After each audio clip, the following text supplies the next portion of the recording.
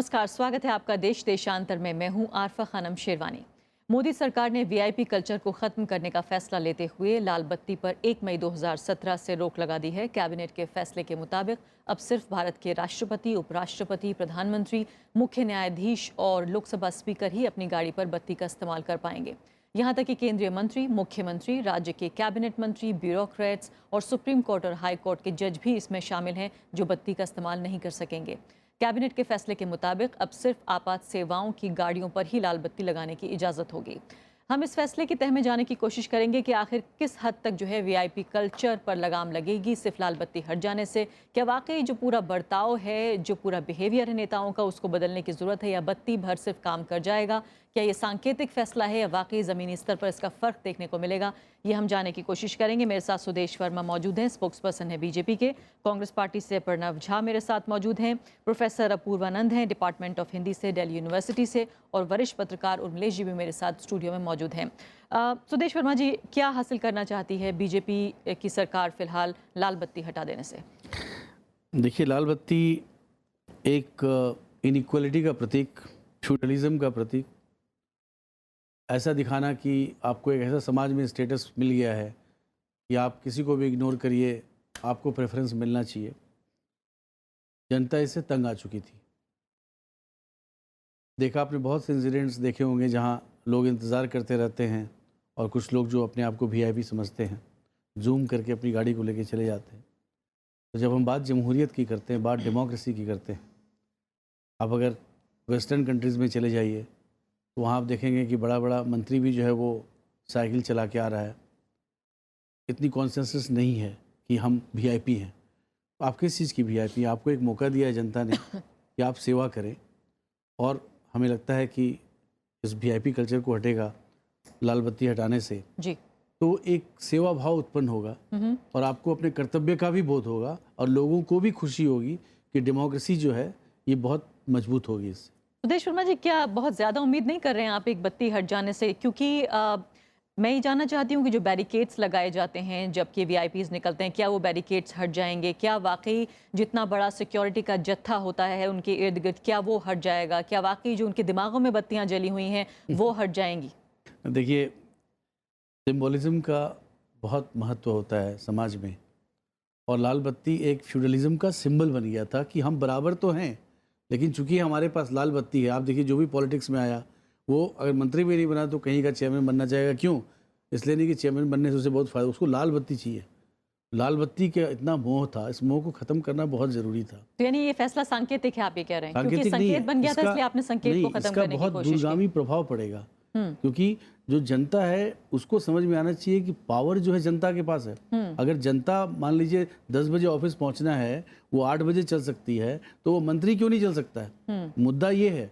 तो मंत्री को भी जनता की तरह ही काम करना पड़ेगा, और ये बोध होना रोज जरूरी है कि ये डेमोक्रेसी है। डेमोक्रेसी में कोई जनता से ऊपर नहीं है, जनता के वोट से ही आप कुछ बनते हैं। लेकिन आपने ये नहीं बताया कि बैरिकेड नहीं हटेंगे, आपने ये भी नहीं बताया कि सिक्योरिटी अपनी जगह रहेगा, लेकिन सिक्योरिटी का मतलब ये नहीं है कि आपको एक वीआईपी ट्रीटमेंट दिया जाए, आपको प्रेरोगेटिव ट्रीटमेंट दिया जाए। आपने पश्चिमी देशों का जिक्र किया, मैं इंग्लैंड का जिक्र करना चाहती हूँ, जहाँ प्रधानमंत्री की जो गाड़ी है उसके इर्द गिर्द सिर्फ 2 मोटरसाइकिलें होती हैं। क्या यहाँ ऐसा हो पाएगा भारत में?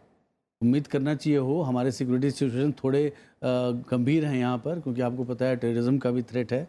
लेकिन सिक्योरिटी के मामले में भी सरकार ने रीअसेसमेंट किया है कि जिसको वाकई में सिक्योरिटी की ज़रूरत है उसकी सिक्योरिटी को मजबूत करना चाहिए। लेकिन जो सिक्योरिटी भी एक सिंबोलिज्म के रूप में लेते हैं उसको भी रिव्यू करने की ज़रूरत है। चलिए, अच्छी बात है। आप ये कह रहे हैं कि अगला कदम ये हो सकता है, यानी कि बत्ती से शुरुआत हुई है, अगला कदम बैरिकेड हटेंगे और फिर सुरक्षा के भी जो दायरे हैं वो कम होंगे।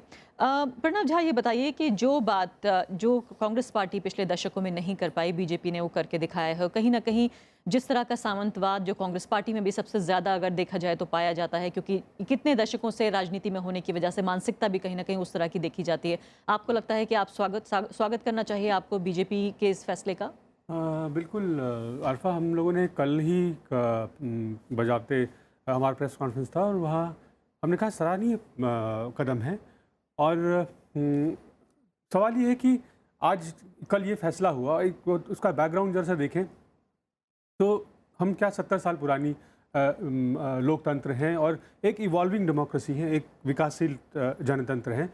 और जब किसी पार्टी को, किसी दल को बहुमत मिलता है तो मौका मिलता है जब आप इनको रिव्यू कर सकें, पुनर्विचार कर सकें, जो एक परंपरा है, तौर तरीका है शासन का। और अब हम उस स्टेज पे पहुँचे। इनफैक्ट 2012 के बाद जब ये एक तरह से लोग जब सड़क पे बाहर निकले और आम लोग के एम्पावरमेंट की बात होने लगी, आम आदमी पार्टी बनी, वो लेके आए कि हम बड़े मकान नहीं लेंगे या लाल बत्ती की गाड़ियों में नहीं चलेंगे। आप ये देखिए उन्होंने क्या क्या किया, नहीं किया, सबके सामने देखने के लिए कि मुख्यमंत्री अभी जो है एंटोरेज में चलते हैं। उसके बाद पंजाब का चुनाव हुआ, अभी कांग्रेस की सरकार है वहाँ पे, वहाँ स्वेच्छा से वहाँ के मुख्यमंत्री ने एक साधारण लोगों को ये संकेत दिया कि साधारण जो है तौर तरीका हो मंत्री का। और इस निर्णय से जो प्रभावित हुआ दो वर्ग इस लोकतंत्र में, एक जो है मेजॉरिटी वो राजनीतिज्ञों का वर्ग, जो राजनीतिक वर्ग है, और दूसरा जो है ब्यूरोक्रेसी का मिसयूज होता था। उनके परिवार के लोग जो है वो घूम रहे हैं लाल बत्ती की गाड़ियों में। सवाल ये है कि सरकार के इस निर्णय को कितना सराहा जाए, कि क्या जो इसको जिस तरह से श्रेय लेने की कोशिश अगर कहीं है या इसका राजनीतिकरण हो रहा है, तो क्या कितना उचित है। तो उस तरफ से मैं उस बारे में मैं ये कहना चाहूँगा, आपने स्वयं कहा अपने पिछले अंश में कि एक सिंबॉलिक जेस्चर है और साइड से प्रधानमंत्री तो ये सांकेतिक काम आपने क्यों नहीं किया? शायद समय नहीं आया था, तब शायद मुझे मौका नहीं मिला था।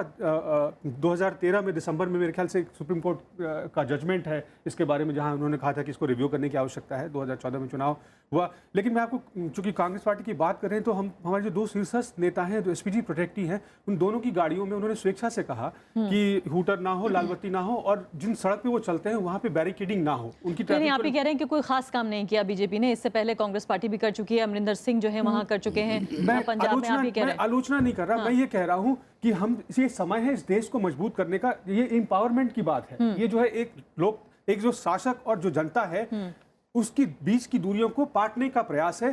तो ये जो है ये सिंबोलिज्म, ठीक है, सिर्फ सिंबोलिज्म रहेगा। अगर इसके बाद अगले कदम लोगों को एम्पावर करने के, वो चाहे लोकपाल को बनाने का हो या आरटीआई का अधिकार हो, ये जब अब व्यापक रूप से जाकर फिर वही होता है कि लोगों को अधिकार देंगे, लोगों को जो है शासक के गलियारे में जाने देंगे। अब क्या है कि कई मंत्रालयों में आप जा नहीं सकते इस सरकार में, दिल्ली के सरकार में भी ऐसे वो कानून है। तो ये इन दूरियों को पाटना चाहिए और लोगों को मजबूत करना चाहिए। प्रोफेसर अपूर्वा, ये बताइए फिलहाल कि अब हर व्यक्ति जो है, हर आम आदमी जो है वीआईपी हो गया है, ये कह रहे हैं प्रधानमंत्री। क्या आपको लगता है कि वाकई जो लोगों की साइकोलॉजी है, जो लोगों की मानसिकता है, उसके साथ बहुत स्मार्टली ट्रीट करने की कोशिश की गई है सरकार के जरिए, या आपको लगता है कि वाकई इस सांकेतिक कदम के भी अपने मायने हैं?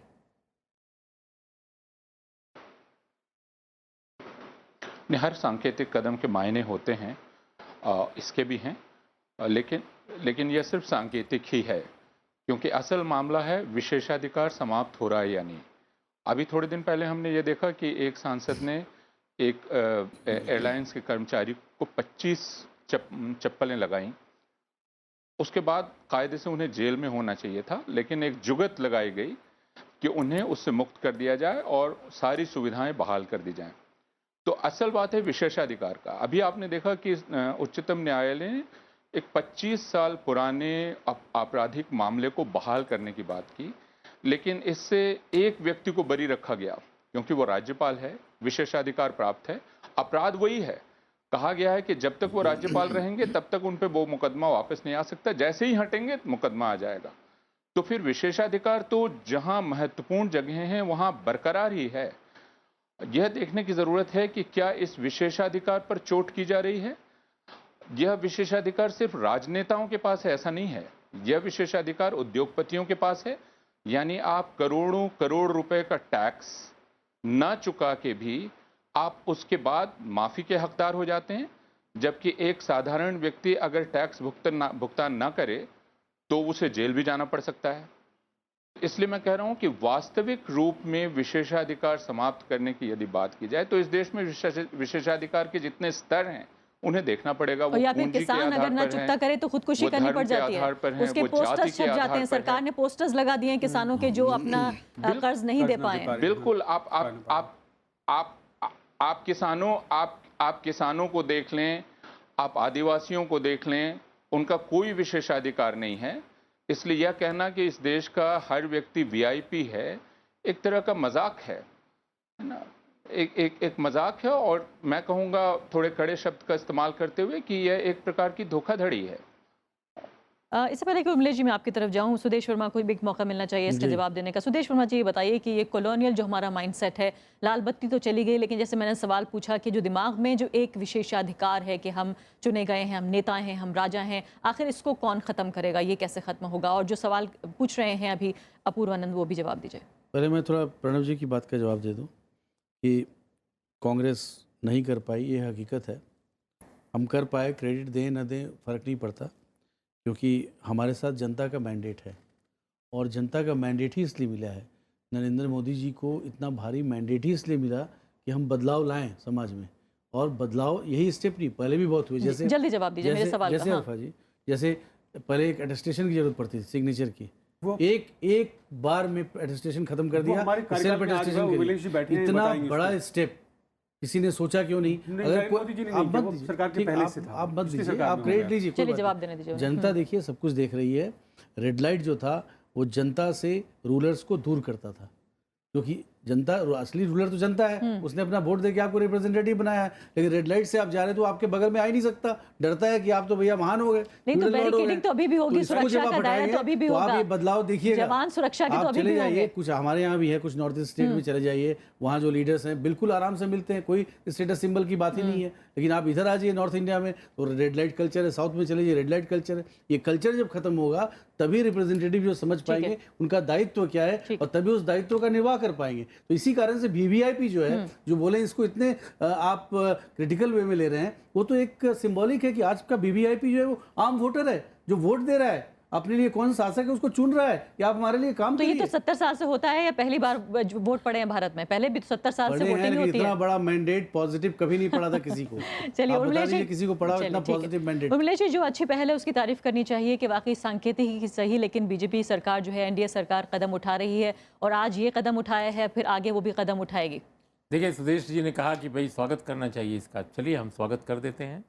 हम अच्छे कामों की तारीफ न करें ऐसा नहीं है, लेकिन हमारा ये कहना है कि ये कोई इतना बड़ा अच्छा काम नहीं है कि आप इस पर अपने तमाम जो नकारात्मक काम हैं उनको ढक दीजिए और कहिए कि इसी काम को केवल इसकी तारीफ करते रहिए। भाई अमरिंदर सिंह कह सकते हैं कि हमने तो पहले कर लिया, अरविंद केजरीवाल कह सकते हैं हमने पहले कर लिया, लेकिन इस सरकार ने एक राष्ट्रीय स्तर पर किया है। मुझे अच्छा लगा, ये कदम अच्छा है कुल मिलाकर। लेकिन अब सवाल यह है कि जो बार बार आप पूछ रही हैं कि दिमागों में जलने वाली जो लाल बत्तियां हैं वो कब दूर होंगी, और दिमागों में लाल बत्तियां ही केवल नहीं जल रही हैं, अब तो अजीब अजीब तरह की बत्तियां लोगों के दिमाग में जल रही हैं। अब जैसे मान लीजिए अलवर में जो बत्ती जल रही थी कि अचानक कुछ लोग गए और लगातार पीटने लगे लोगों को और मार डाला लोगों को सड़क पर। ये कौन सी वीआईपी कल्चर है या कौन सा आम आदमी की संस्कृति है?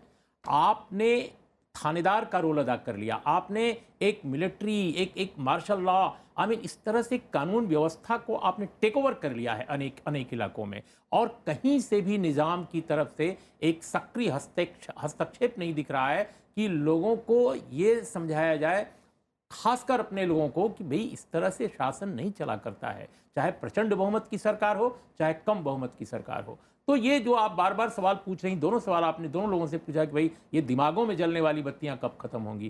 कागज पर तो हो गया कि ये चलो हट जाए। हमने कल देखा कि अचानक फैसला हुआ 1 मई को एग्जीक्यूट होगा, लेकिन बहुत सारे मंत्री चढ़ करके अपनी गाड़ी से उतारने लगे। फोटो खिंचवा रहे ऐसा लगा जैसे कि मोटर मैकेनिक ही खत्म हो गए हैं दिल्ली से। वो दौर याद आ गया, सबके हाथ में झाड़ू आ गई थी। बिल्कुल बिल्कुल। अब अरविंद केजरीवाल जी के झाड़ू के समय तो मुझे लगा कि ये कहीं टोकेनिज्म ही केवल ना हो, जिससे कि एक शाबाशी बटोरने की कोशिश हो रही है। दूसरी बात, तो यानी आप ये कह रहे हैं कि एक्स्ट्रा कॉन्स्टिट्यूशनल जहां लोगों को ताकत दी जा रही है, ऐसे में इस तरह का कदम सिर्फ सिंबॉलिक माना सिंबॉलिक जाएगा। है। और इसके पीछे जो अभी अपूर्वानंद कह रहे थे, बहुत महत्वपूर्ण बात, कि भाई हम जो समझते हैं कि इस हमारी सामाजिक संरचना में और हमारे लोकतंत्र में ही बुनियादी समस्या है जो वीआईपी कल्चर को, ठाट बाट की कल्चर को पैदा करती है। और आम आदमी चुनाव के समय केवल निकट होता है नेताओं के, और चुनाव जैसे ही खत्म हो जाता है वो जो चुने हुए रिप्रेजेंटेटिव हैं वो बिल्कुल कारपोरेट और कुलीन तंत्र के हिस्सा बन जाते हैं। मैं अभी हाल में, मैं एक छोटा सा उदाहरण दूं, अभी हाल में मैं एक औद्योगिक इलाके में गया, मैं ताजुब कर रहा था, देखकर आश्चर्यचकित था कि जो मुआवजा मांगने वाले लोग थे वो न पहुंच पाए उस औद्योगिक इकाई के गेट पर, इसके लिए उनको तमाम जो सिक्योरिटी फोर्सेज हैं, जो सरकारी हैं, उनके जरिए उनको रोका जा रहा था। तो इंडस्ट्रियल जो इलाके में जो कारपोरेट तंत्र पूरी तरह काबिज है, और सरकारें जो है, राज्य सरकारें, वो लगता है कि उनकी आवभगत में लगी हैं, उनकी सेवा में लगी हुई हैं। तो यहाँ तो हालात ये हैं, यानी आप ये कह रहे हैं कि लाल बत्ती ना होने के बावजूद जो विशेषाधिकार मिले हुए हैं फिलहाल कॉर्पोरेट्स को। बिल्कुल। और यह जो विशेषाधिकार है, पहले देखिए, पहले संसद के लोगों को केवल विशेषाधिकार होता था, केवल चुने रिप्रेजेंटेटिव्स को होता था, जो आज तक कायम है। कभी भी कंटेम्प्ट ऑफ कोर्ट हो जाता है अदालत से, कई बार आलोचना, महज आलोचना पर कंटेम्प्ट ऑफ कोर्ट हो जाता है, वो अभी रिव्यू किया जाना चाहिए। आजादी का तकाजा यह है, जनतंत्र का तकाजा यह है। और मेरा तो ये मानना है कि पार्लियामेंट को भी अब वो वक्त आ गया है। इस पर कई बार रिकमेंडेशंस भी आए हैं पार्लियामेंट्री कमेटीज की तरफ से, कई बार पार्लियामेंटेरियंस ने कई बार रेज किया है कि कंटेम्प्ट ऑफ कोर्ट जो है की तरह विशेषाधिकार जो सांसदों के हैं, मंत्रियों के हैं, उसको भी रिव्यू किया जाना चाहिए। और तीसरी बात जो बिल्कुल अंत में मैं कह रहा हूं कि इस वक्त जो सरकार में लोग नहीं हैं, लेकिन सरकार से भी शायद बड़े हो चुके हैं इस देश में, कारपोरेट तंत्र, उसका जो विशेषाधिकार है उसको रिव्यू कौन करेगा? बिल्कुल। प्रेरणा झा, ये बताइए, फिलहाल की आज़ादी के बाद के दिनों में और उससे पहले भी जो हमारे नेता थे, जो राष्ट्र निर्माता थे, फिलहाल वो तीसरी क्लास में सफ़र करते थे, हालांकि अफसर जो है उस वक्त वो भी पहली क्लास में सफ़र करते थे। क्या देश की सबसे पुरानी पार्टी होने के नाते जितने भी मेंबर ऑफ पार्लियामेंट हैं आपके, क्या आप इस तरह की पहल करेंगे कि वो फर्स्ट क्लास में सफ़र ना करें? क्योंकि यहाँ बात विशेषाधिकारों की हो रही है कि उन पर हमला किया जा रहा है। हर आदमी वीआईपी है या कोई भी वीआईपी नहीं है, क्योंकि जब सब वीआईपी हैं तो फिर कोई वीआईपी नहीं है। आरफा, मैं व्यक्तिगत रूप से ये सोचता हूँ और यकीन भी करता हूँ कि ये पहल जो है स्वेच्छा से और स्वयं से शुरू होते हैं, बजाय इसके कि कानून बनाने की आवश्यकता पड़े। एक तो ये इतना बड़ा देश है, फ़कीरों का देश रहा है, त्याग का देश रहा है। और मुझे याद है कि जब हम युवा कांग्रेस में होते थे तो खादी जो है बिल्कुल वो आवश्यक समझा जाता था कि आप जो कांग्रेस पार्टी में हैं तो आपको जो है खादी पहनना। तो ये कहीं ना कहीं उसी भावना से प्रेरित था, जिससे कि एक कोई आदमी जो है, या स्कूलों में जो ड्रेस होने का जो कॉन्सेप्ट था वो उसी से प्रेरित था कि कोई जो है विशेष ना हो, जो बच्चा जो पढ़े तो मानसिक रूप से उसको ये ना लगे कि कोई जो है उसके साथ वो बहुत ऊंचे दर्जे का है। तो ये मैंने कहा कि ये विकासशील देश में ये समय आता है, समय समय पे, जब हाँ, इसमें ज़रूर है कि हमेशा रोल मॉडल होते हैं वैसे समाज में, जो कि ये आगे बढ़ के ये दिखाते हैं कि हम, मेरे ख्याल से कई लोग ऐसे हैं जो कि आप जब हवाई जहाज़ में सफ़र करेंगी तो वो नहीं कहते कि मुझे जो है आगे की पंक्ति की सीटें दे, वो पीछे कई ऐसे मंत्री दिखेंगे जो कि आप पीछे बैठते हैं। बहस में आगे बढ़ते हैं। अपूर्व जी, बताइए, फिलहाल कि जिस तरह से सुदेश वर्मा कह रहे हैं कि आम आदमी और जो जनता है, आम आदमी और जो उनके नेता हैं, उनके बीच दूरी कम से कम जो लाल बत्ती दिखाती थी सिंबॉलिक ही सही, आपको लगता है कि वाकई इसके मायने हैं कि वो दूरी कम होगी, सबके वाहन जो हैं एक दूसरे की तरह दिखेंगे? क्या आपको लगता है वाकई इसको अहमियत दी जानी चाहिए, या जिन विशेषाधिकारों का आप जिक्र कर रहे हैं पहले उन पर प्रहार जरूरी है? बिना उन विशेषाधिकारों को ख़त्म किए जनता और नेता के बीच दूरी कैसे कम होगी? आमतौर पर भारत में देखा यह जाता है कि जनता का मत लेकर लोग संसद में जाते हैं और उसके बाद वे पूंजीपतियों की ओर से काम करने लगते हैं। तो दूरी तो यहाँ पैदा हो जाती है। इस दूरी को कैसे कम किया जाए? क्या यह सिर्फ लाल बत्ती ख़त्म कर देने से कम हो जाएगी? नेता जनता की तरफ से मुंह फेर लेते हैं, उन्हीं का वोट लेकर। इस चीज़ पर बहस कब शुरू होगी? पहली बात तो यह है। दूसरी कि यह विशेषाधिकार का मामला है और सादगी का मामला है।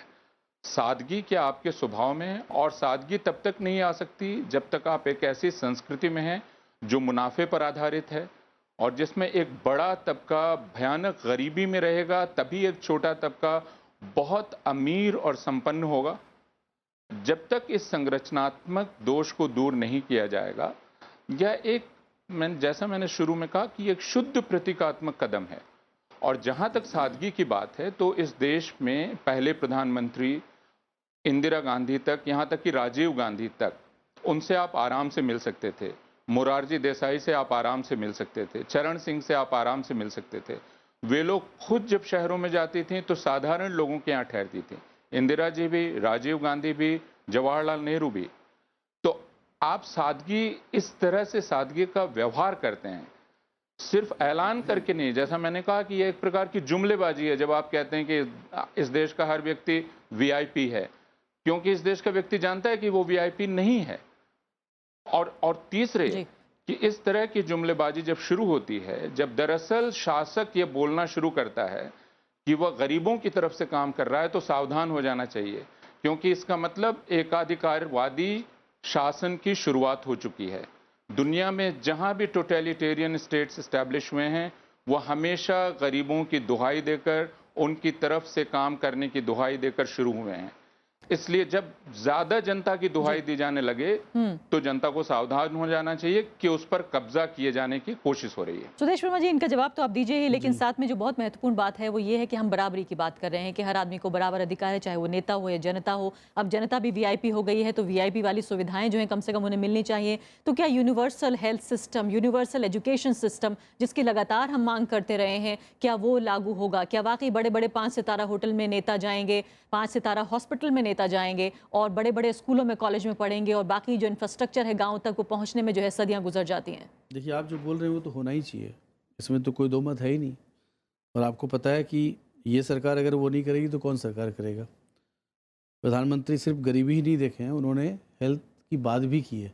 उन्होंने ये भी कहा है कि हेल्थ से अगर कोई इम्पैक्ट होता है गरीब परिवार, तो उस परिवार किस तरह से उसकी पूरी संरचना चरमरा जाती है। जिस तरह से वीआईपी कल्चर की बात कर रहे हैं, इनकी बात सुन के प्रोफेसर साहब का, मुझे लगा कि इंटेलेक्चुअल में भी एक वीआईपी कल्चर है। वो चीज़ों को उसी तरह से देखना चाहते जैसे वो देखना चाहते। मैं आपको दावा करता हूँ कि आप सर्वे करा लीजिए इस जो रेड लाइट हमने हटाया है, और लोगों से पूछिए कि लोग क्या सोचते हैं। हमने एलिट को डिसएम्पावर किया है, और एलिट को डिसएम्पावर किया है तो एम्पावर किसको किया है? एम्पावर किया है आम आदमी को, कि जो अपने आप को मानता है कि नेता हमसे बड़ा क्यों, हमने चुना है। उसकी रेड लाइट उसका सिंबल था, उसके एम्पावर, उसको हमने खत्म किया। आप छोटा मोटा चीज नहीं, वो ये नहीं बोल रहे हैं, वो ये बोल रहे हैं, वो बोल रहे हैं वीआईपी है, वैसा कुछ नहीं है, ऐसा नहीं है। अगर आप बोल रहे हैं टोटलिटेरियन, इसको टोटलिटेरियन स्टेट आप बोलेंगे इंडिया को, जहाँ डेमोक्रेटिकली इलेक्टेड इंस्टीट्यूशंस है, सब डिसीजन इलेक्टेड डेमोक्रेटिक तरीके से हो रहा है। अगर आप टोटलिटेरियन की बू भी आती है आपके स्टेटमेंट से, तो ये आपका बायस दिखाता है। कह रहे हैं ये संकेत है, जब बार बार ये कहा क्यों? जा रहा है हमें कि नहीं लगता गरीबों के संकेत, लिए काम आरफा जी, किया जा हमें रहा है। संकेत नहीं लगता, आम जनता को नहीं लगता, नहीं तो बीजेपी को हर जगह जिताते नहीं चलते। ये जनता टोटलिटेरियन सिर्फ 1975 में बर्दाश्त नहीं की, फेंक दिया। लेकिन चुनावी जीत हर चीज का पैमाना नहीं है, उसको बोलते सुदेश हैं। जी, तो कोई स्टेटमेंट यूज करने के पहले देखिए कि आपके बायस को तो नहीं दिखाता, आपका जो एक वीवीआईपी कल्चर है, इंटेलेक्चुअल बायस, वो तो नहीं दिखाता। ये बड़ा इंपॉर्टेंट है। लेकिन सुदेश जी, एक छोटी सी बात, हम कहाँ बोल रहे हैं कि नहीं होना चाहिए हेल्थ सर्विस? जब ये हेल्थ सर्विस, हम लोग खुद हेल्थ सर्विसेज जो कमिटेड है, अगर उस पर आप डिबेट करिए, हम आपको गिराना शुरू कर रहे हैं। आज आप रेड लाइट की बात कर रहे हैं, इसलिए मैं रेड लाइट पे फोकस दूं। सर जी, जब ये कह रही हैं कि भाई हेल्थ सेवाएं सबके लिए एक समान हों और एजुकेशन सिस्टम, साझा एजुकेशन, मैंने समान शिक्षा पद्धति की बात हमने आज़ादी के बाद की थी, लेकिन आज के भारत में केवल आपकी सरकार के संदर्भ सर में 1 रुपया देखिए, 1 रुपया देखिए, कोई हेल्थ इंश्योरेंस स्कीम आज तक मिला किसी को? 1 रुपया पर महीना देके सर, मेरी बात वो इसी सरकार ने किया। उनको बात पूरी करने जी, मेरे पास 1 मिनट बचा है। सर, एक जल्दी से मिले जी, जल्दी प्लीज बताइए। मेरा ये कहना है कि जब आप ये कह रहे हैं कि ऐसा होना चाहिए, तो हम केवल आपकी सरकार के लिए नहीं कह रहे हैं, इनकी भी सरकारें जो थी उनके लिए भी कह रहे हैं, लेकिन आज तक भारत में हुआ नहीं। आपकी सरकार ने 59,000 करोड़ रुपए खर्च करके 36 फाइटर प्लेन खरीदे हैं, और पूरे देश के हेल्थ सिस्टम पर आपका जो टोटल खर्चा है वो 34,000 करोड़ है। आपने एजुकेशन पर और हेल्थ पर एक्सपेंडिचर नहीं बढ़ाए हैं। तो ये जो आप बीमा की बात कर रहे हैं, देखिए बीमा से बीमा कंपनियों को फायदा होगा, मरने के बाद नहीं मिलता है। सर हेल्थ इंश्योरेंस की बात हो रही है। बीमा कंपनियों का जाल बढ़ेगा, और दुनिया के अनेक देशों में ऐसा देखा जा चुका है। आप 5 स्टार अस्पताल, आप 5 स्टार स्कूलिंग के बजाय समान शिक्षा कर दीजिए। मुझे लगता है कि आपकी सरकार के लिए ये एक इतिहास में दर्ज करने लायक बात हो जाएगी। और बिल्कुल अंत में देखिए, हमारे देश में हो यह रहा है कांग्रेस रिजीम से लेकर आज तक कि हम विजिबल सिक्योरिटी पर बहुत काम करते हैं, जो सामने दिखाई पड़े। आप दुनिया के जो विकसित देश हैं वहां जाइए, वहां पे सिक्योरिटी का तंत्र जो है वो दिखावा कम है, और उपकरणों के माध्यम जी, जी। से, बहुत सारी टेक्नोलॉजी बहुत के माध्यम शुक्रिया। जी। से वो लोग मेरे पास इसका समय जवाब समाप्त दे हो गया। दो। बहुत बहुत शुक्रिया। तो फिलहाल जो सरकार की पहल है उसकी तारीफ जरूर होनी चाहिए कि सांकेतिक ही सही, लेकिन संकेतों के भी अपने मायने होते हैं। लेकिन इंतजार हमें उस बात का रहेगा, उस दिन का रहेगा जब वाकई जो विशेषाधिकार जिसे कहते हैं नेताओं के, वो खत्म होने शुरू होंगे, उन पर प्रहार होगा। शायद उसी दिन जो है असली मायनों में बदलाव होगा। इसी के साथ अभी के लिए इतना ही। नमस्कार।